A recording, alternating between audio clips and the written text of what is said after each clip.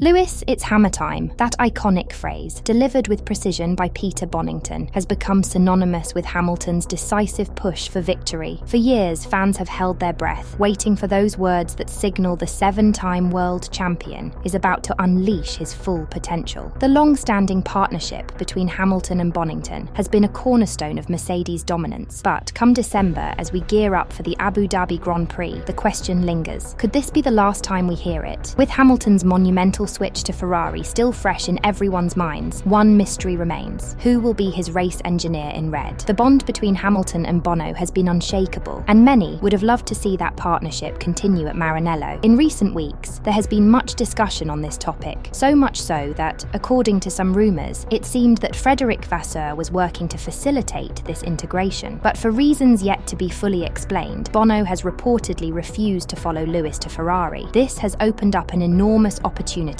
and challenge for Ferrari to fill the gap with a race engineer who can manage Hamilton's unique needs while steering the team back to the top. The idea that Max Verstappen's race engineer, Gianpiero Lambiase, has been approached to join Ferrari adds a layer of intrigue to this developing saga. Gianpiero Lambiase, also known as GP, holds dual Italian-British citizenship and has been pivotal in Max Verstappen's rise to dominance, contributing to multiple championship wins. Ferrari recently made a strong attempt to recruit GP, particularly to work alongside Lewis Hamilton, who has been linked with a potential move to the team. Ferrari's interest in GP was partly motivated by his Italian heritage and his reputation as one of the top engineers in the sport. This scenario highlights complex dynamics, where engineers are just as coveted as drivers, with the right race engineer playing a crucial role in a driver's performance and confidence on the track. As Red Bull fights off a resurgent McLaren in the 2024 season, GP's cool-headedness and razor-sharp race strategies have kept Verstappen on track for another championship.